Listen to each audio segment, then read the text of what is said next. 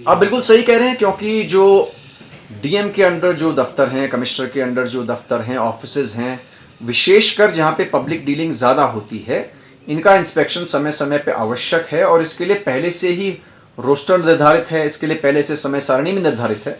तो आज मैंने सभी डीएम से ये आख्या ली है कि पिछले एक वर्ष में उनके द्वारा कितने एसडीएम के ऑफिसेज देखे गए, कितने एडीएम्स की कोर्ट्स देखी गई, कितनी तहसीलों का निरीक्षण किया गया। तो वो लेखा जोखा मैंने तलब किया है और उसके उपरांत उस पर आगे कार्रवाई होगी। हाँ, तो वादों का विवरण है 11 से 13 पेज, ठीक है। तो 11 से 13 पे आ जाते हैं। 11 से 13 ये है ये सर झील विकास प्राधिकरण के 946 है सर, और जिला स्तरीय विकास प्राधिकरण गठन होने के बाद 556 है सर। कुल जब एलडीए के जमाने के 946 अभी भी चल रहे हैं सर 946 एलडीए के जमाने के चल रहे सर। हैं और डीडीए के जमाने के 556, सर। कुल 1502 मामले सर। की सुनवाई आप कर रहे हैं जी सर। या सर। कुछ वाजपेयी भी कर रहा है?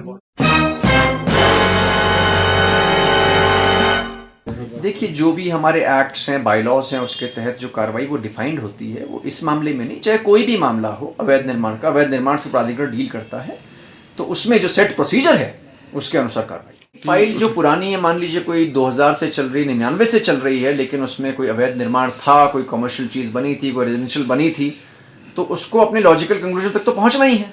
वो या तो वो निरस्त हो जाएगा, सपोज ये होता है कि नहीं ठीक हो गया, या वो कंपाउंड हो जाएगा और या फिर वो ध्वस्त होगा। इन तीनों में से कोई ना कोई एक चीज़ तो होनी चाहिए, पर वो लंबित है किसी प्रकार से। तो आई थिंक ये ठीक व्यवस्था नहीं है और इसको ठीक करने के निर्देश दिए। पंजिका, मास्टरवाद पंजिका को कंप्यूटर में भी मेंटेन किया जाए।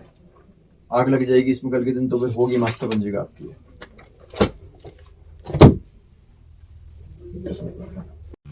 शेष कार्य जारी है।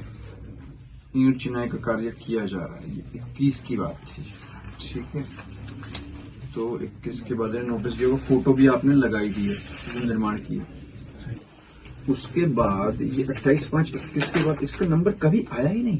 सर अभी कुछ फाइलें ऐसी हैं कि लॉकडाउन से रह गई थी, उसे कुछ फाइलें रह गई थी जो चलानी, कुछ फाइलें लॉकडाउन का फाइल से। और नैनीताल जो डेवलपमेंट अथॉरिटी है उसके ऑफिस का आज मैंने इंस्पेक्शन किया, क्योंकि आप जानते हैं कि पब्लिक के काम इस ऑफिस से पढ़ते रहते हैं और रेवेन्यू भी बहुत इन्वॉल्व होता है जिसको हम विकास कार्यों में खर्च करते हैं।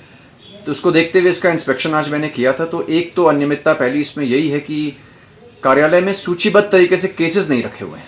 तो ये नहीं पता चल पा रहा है कि मान लीजिए कोई केस 2007 में हुआ तो उसका आज स्टेटस क्या है। सेकेंडली, इसका वर्गीकरण नहीं किया हुआ है कि कौन सा कमर्शियल है, कौन सा डोमेस्टिक है। थर्डली, जो मामले शमन हुए हैं, तो जहाँ तक ऑनलाइन की बात है उनका रिकॉर्ड तो है क्योंकि वो ऑनलाइन है, लेकिन जो पुराने मामले बहुत से हैं जो ऑफलाइन शमन हुए हैं उसके संबंध में कोई रिकॉर्ड यहाँ पे नहीं है। तो पता नहीं चल पा रहा है कि कितने मामले शमन हुए, कैसे शमन हुए, क्या शमन सही प्रकार से हुआ, कोई गलती तो उसमें नहीं हुई। लेकिन जो बहुत सीरियस मैटर यहाँ पे है, जो मुझे लगा जो यहाँ पे के ऑफिसर्स नहीं देख रहे हैं, वो ये है कि जो वाद अगर संस्थित हो गया, कोई चालान हो गया, तो उसके बाद जो डेट्स मिलनी चाहिए, तो कुछ एक मामले ऐसे भी मिले जहाँ पे 5-5 साल से डेट ही नहीं मिली। तो मैं समझता हूँ कि एक ये गंभीर मसला है जो उसमें मैंने वीसी को कहा है, जो डेवलपमेंट अथॉरिटी के वीसी हैं, कि ये संबंधित का स्पष्टीकरण प्राप्त कर लें और ऐसे मामले जिनमें डेट्स मिल ही नहीं रही है इनको सर्कुलेशन में लाया जाए, क्योंकि ऐसा ना करने से एक तो अवैध निर्माण को बढ़ावा मिल रहा है और ये भी मैसेज जा रहा है कि कोई इसमें प्रिवेंटिव वर्क नहीं हो रहा है। और थर्डली, जो कंपाउंडिंग कराना चाहते होंगे या कंपाउंडिंग जिनकी हो सकती है, वो रेवेन्यू भी सरकार को नहीं मिल पा रहा है। तो ये देखने के लिए कहा गया फाइल्स की जो लिस्टिंग है वो भी सही तरीके से नहीं हो रही है और कुछ फाइल्स जो मैंने ढूंढवाने के लिए बोली जिसमें 1-1, 1.5 घंटा विलंब हुआ ढूंढने में, तो मुझे लगता है पेपर्स का रख रखाव भी ठीक प्रकार से नहीं है। तो सभी निर्देश यहाँ पे दिए गए हैं और अभी जो एक इंस्पेक्शन में बाकी जो मैं भी देखने जा रहा हूँ वो मैं ये देख रहा हूँ कि पेंडेंसी जो नक्शों की है वो कितनी है।